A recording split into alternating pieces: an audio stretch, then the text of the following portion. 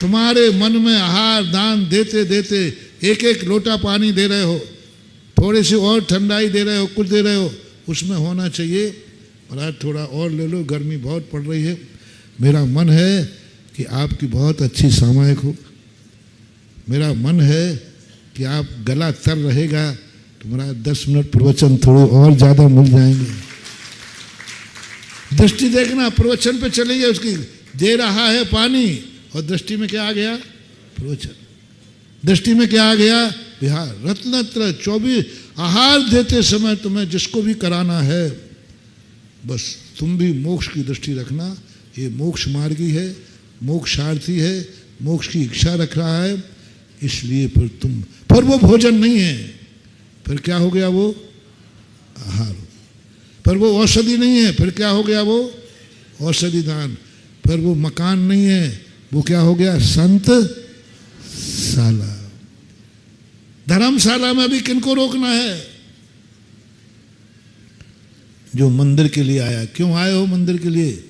बोले भाई मेरा मन भी है कि एक दिन मैं भी भगवान बनूं, लेकिन अभी तो हिम्मत नहीं है। बोले भाव तो है कि नहीं? भाव है। आप धर्मशाला में ठहरा दीजिए, वो आवास दान में आएगा, क्योंकि वह मोक्ष के जाने का भाव कर रहा है। नहीं, मेरा मोक्ष जाने का भाव है, लेकिन अभी नहीं बन पाऊँ, मेरी ताकत नहीं है, मैं संग गृहस्थी में उलझा हूँ, शरीर की परिस्थितियाँ हैं, लेकिन जाना तो मुझे मोक्ष ही है। यदि ऐसा भाव जिसको हो गया, वो धर्मशाला भी आवास दान हो गई। इसलिए अब सुन रहे हो रे बाल को, नाबालिग की बालिक है,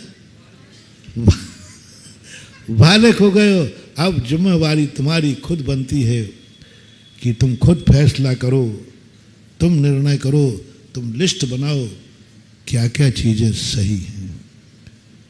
सूत्र में दे देता हूं, सूत्र शास्त्रों से लेना।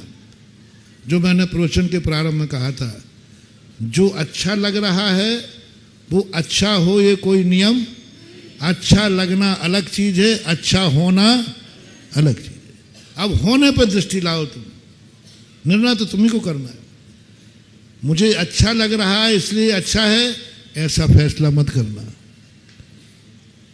तुम्हारा ये अच्छा है और अच्छा होगा, इसके लिए आपको त्रिकाली विचार करना पड़ेगा। दूसरा मोटिवेशन दे रहा हूं, त्रिकाली विचार। त्रिकाली विचार, जो मैं कर रहा हूं इसको अतीत में किसी ने किया है कि नहीं। आपको दे रहा हूं, मेरे लिए नहीं है, मैं तो तुम्हें उसके बाद संभालूंगा। अभी तो तुम्हें दे रहा हूं टिप्स कि बच्चे का एडमिशन कराने जा रहे हो, थोड़ा अध्ययन कर लो, हाँ थोड़ा पढ़ लिख लो। एडमिशन बच्चे का होना है, लेकिन इंटरव्यू तो तुम्हारा होना है। इसी प्रकार मैं तुम्हें कुछ सिखा रहा हूं। कल के दिन तुम मोक्ष मार्ग में आओगे, इंटरव्यू फेल हो जाओगे तो कहीं के नहीं रहोगे। इतना सीख लो, तुम्हारे पहले जो तुम करने जा रहे हो, जो भी तुम कर रहे हो, मैं किसी के लिए नहीं रोक रहा हूं, जो भी तुम कर रहे हो वह कार्य तुम्हारे से पहले किसी ने किया है क्या?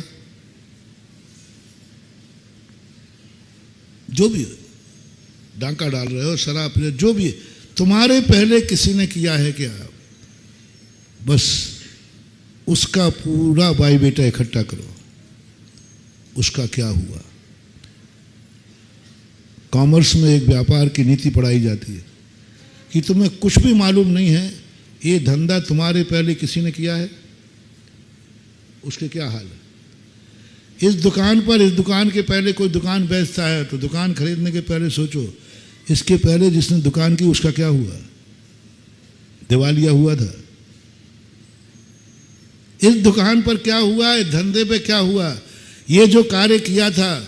इसलिए हर श्रावक को पहले लो, मैं तुम्हें एक बहुत अच्छी किताब दे रहा हूं जिससे तुम निर्णय कर सकोगे तुम खुद। उसका नाम है प्रथमान योग। पहले के लोग स्वाध्याय करते थे, मुनि बनने के लिए तरसते थे। क्या क्या रब लिखे उन्होंने, वो दशा मेरी कब होगी, वे गुरु कब मिल हैं, इनके अनुग्रह बिन कभी न कटे करम जंजीर, ते साधु मेरे उर्वशो मेरी हरहूँ पातक। क्या कवियों के नाम लिखे, क्यों उनके परिणाम होते थे? क्योंकि पहले मंदिरों में प्रथमान युग की वासना होती थी, प्रथमान युग बाँचे जाते थे। और आज ग्रस्त प्रथमान युग नहीं बाँच रहे हैं, सीधा समय सार पढ़ रहे हैं, सीधे बड़े बड़े ग्रंथ पढ़ रहे हैं।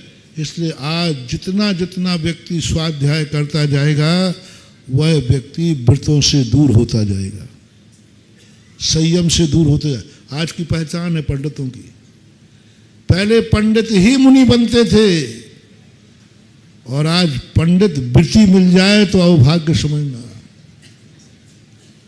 पहले पंडित ही वृत्ति बनते थे, आज पंडित वृत्ति मिल जाए तो बहुत मुश्किल है।